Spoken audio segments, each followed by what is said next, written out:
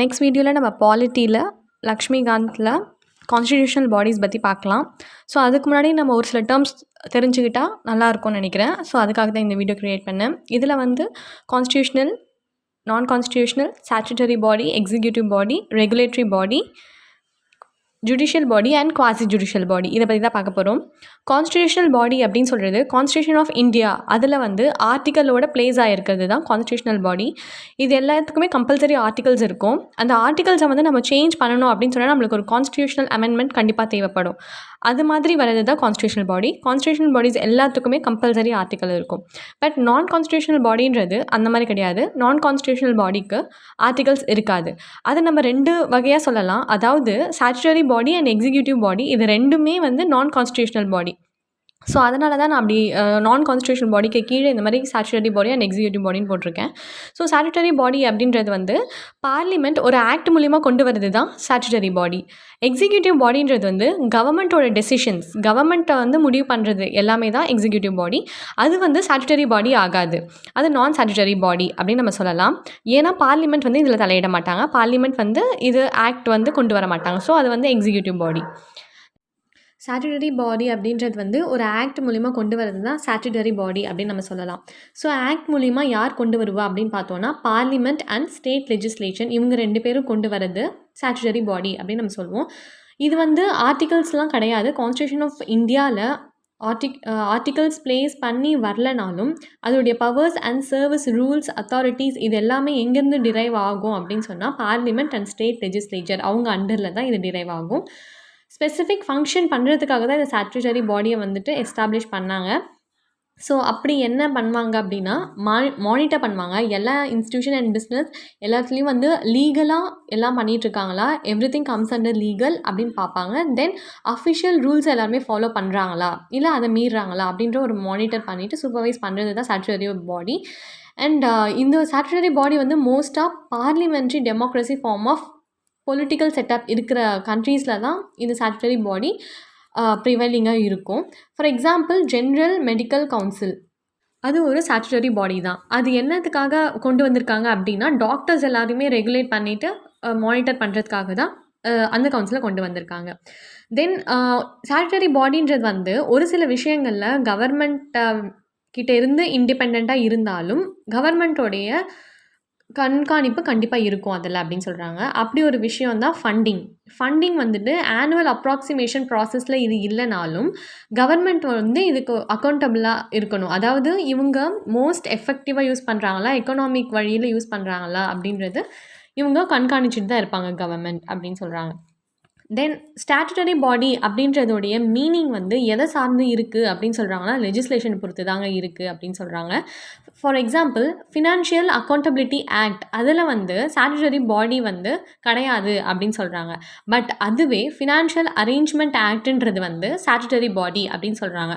So இந்த statutory பாடி அப்படின்ற meaning வந்து லெஜிஸ்லேஷனை பொறுத்து தான் இருக்குது. இது அப்பப்போ சேஞ்சும் ஆகும் அப்படின்னு சொல்கிறாங்க. அதாவது it depends on the act. இப்போ நான் எக்ஸாம்பிள் சொன்னல, ஃபினான்ஷியல் அக்கௌண்டபிலிட்டி ஆக்டில் ஸ்டாட்யூட்டரி பாடி கிடையாது. பட் ஃபினான்ஷியல் அரேஞ்ச்மெண்ட் ஆக்ட்ன்றது ஸ்டாட்யூட்டரி பாடி அப்படின்னு சொல்கிறாங்க. இன்னொரு எக்ஸாம்பிள் நம்ம ஸ்டாட்யூட்டரி பாடிக்கு என்ன சொல்லலாம் அப்படின்னா யூனிவர்சிட்டி கிராண்ட் கமிஷனை வந்து இன்னொரு எக்ஸாம்பிளாக சொல்லலாம். அந்த ஆக்ட் வந்து பார்லிமெண்ட் மூலிமா 1956 வந்தது. எதுக்காக வந்ததுன்னா coordination, determination, maintenance of standards, எல்லா யூனிவர்சிட்டி எஜுகேஷன்லையுமே ஸ்டாண்டர்ட்ஸ் வந்து மெயின்டைன் பண்ணுறாங்களா அப்படின்றத மெயின்டைன் பண்ணுறதுக்காகவும் மானிட்டர் பண்ணுறதுக்காகவும் சூப்பர்வைஸ் பண்ணுறதுக்காகவும் தான் வந்தது. ஸோ இது வந்து இன்னொரு எக்ஸாம்பிளாக நம்ம ஸ்டாட்யூட்டரி பாடிக்கு சொல்லலாம். ஸோ இது வந்து there are many examples statutory பாடிக்கு. National human rights commission, national commission for women, national commission for minorities, அந்த மாதிரி நம்ம சொல்லிகிட்டே போகலாம். National green tribunal, army force ட்ரிபுனல்ஸ்லாம் கூட வந்து கம்ஸ் அண்டர் ஸ்டாட்யூட்டரி பாடி அப்படின்னு சொல்கிறாங்க.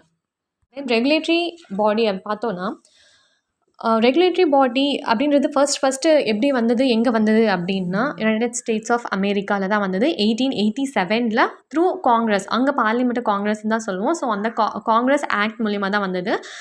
ஃபஸ்ட்டு வந்த அந்த மாதிரி ஒரு ரெகுலேட்டரி பாடி என்ன அப்படின்னு பார்த்தோன்னா இன்டர்ஸ்டேட் காமர்ஸ் கமிஷன் 1887 வந்தது.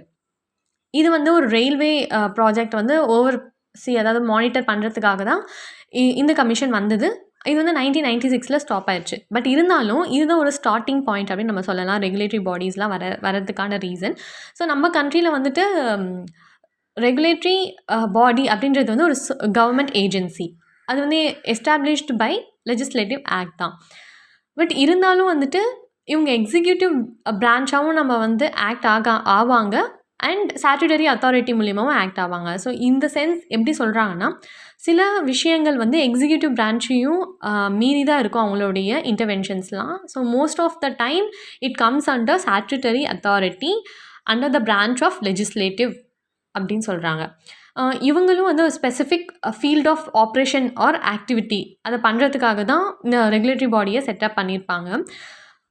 And most of the regulatory bodies நம்ம பார்த்தோம் அப்படின்னா SEBI, security exchange board of India, RBI, reserve bank of India, food safety and standard authority of India, so telecom regulatory authority of India.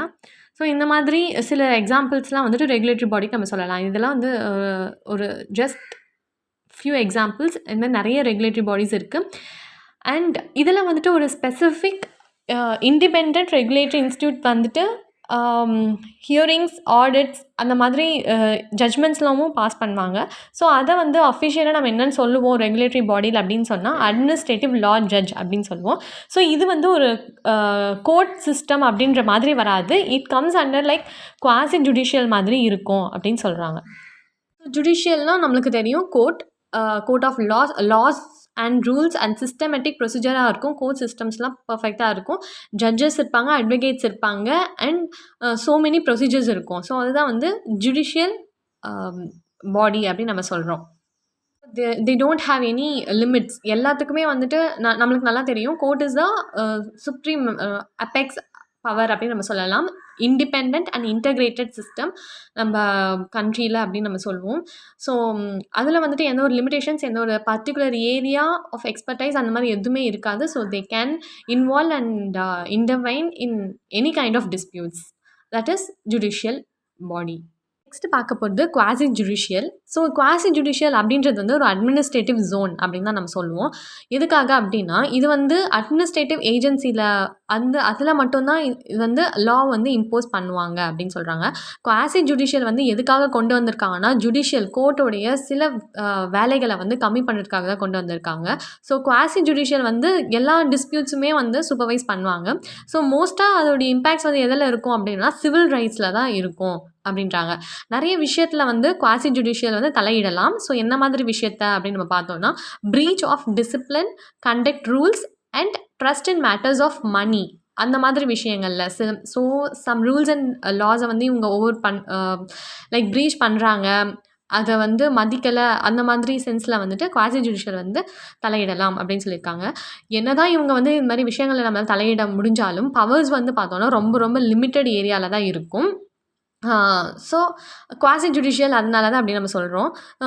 தென் இதோடைய அவார்ட்ஸ்னால் nothing but punishments according to quasi judicial.